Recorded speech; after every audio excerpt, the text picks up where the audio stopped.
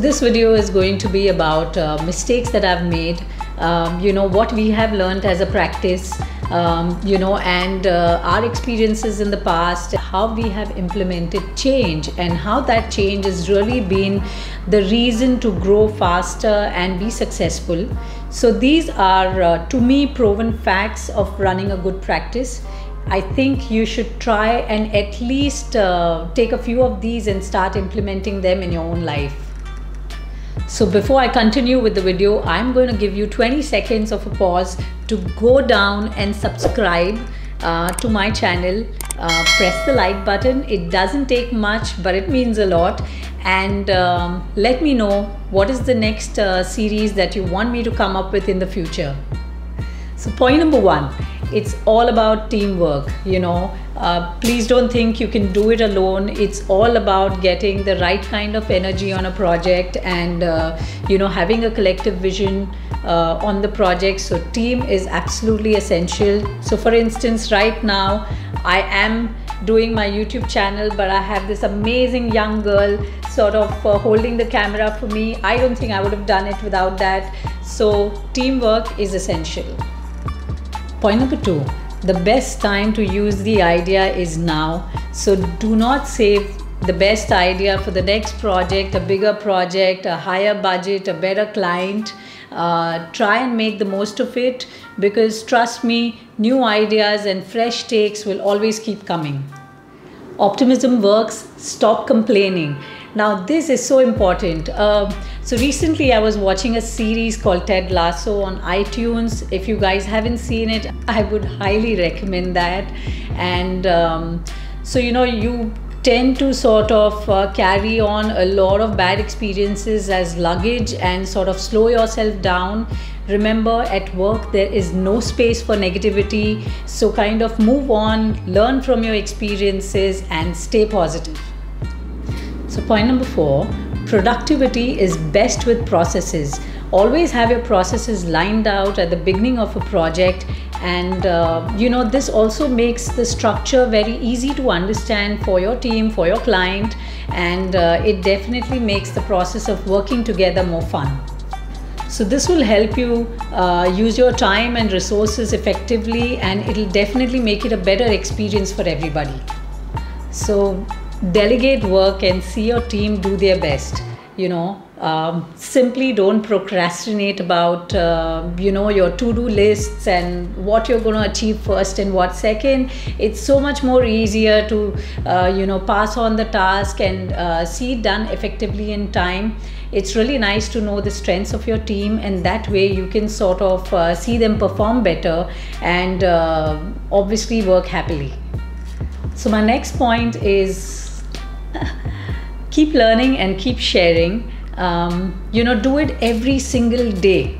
You don't know how important it is to constantly learn and constantly give it away, because that keeps the cycle of you learning something new on all the time. Also remember that from the junior most person in the organization to the senior most leader, everybody needs to be thinking parallelly in the same direction. Remember, growth is about moving together in the same direction. So point number seven, do not compare yourself. Personal journeys are always unique. As a creative professional, I would always take inspiration from fellow architects or people in the creative industry.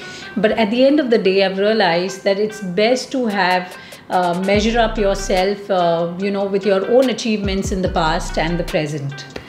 Also, this is something that I want to share because I have a young child, and this is a problem we carry forward with ourselves in the education system, where you're constantly trying to rank yourself in comparison with somebody else. But that's not something that you need to do when you sort of come into the business industry. So point number eight, be a good listener. Now this is something that goes a real long way. So here I am, quiet. I'm going to listen to you. I'm being a good listener. Say something to me. So being a good listener helps you sort of get a lot of information about what's on the other side.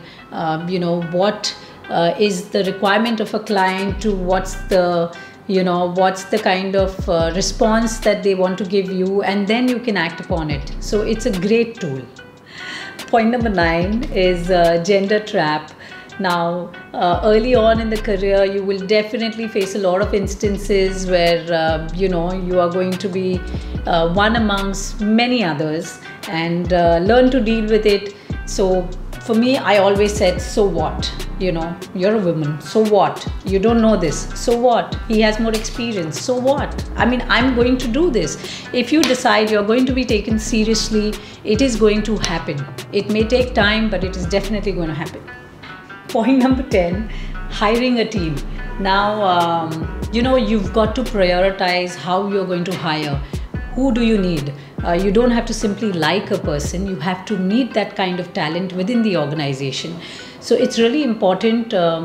In the beginning, it's a little difficult to get new people within the firm. At the end, it's necessary to get fresh energy and teach people how to collaborate with each other to be able to get effective work at the end of the day. So, a very important thing, learn to say no when it's needed.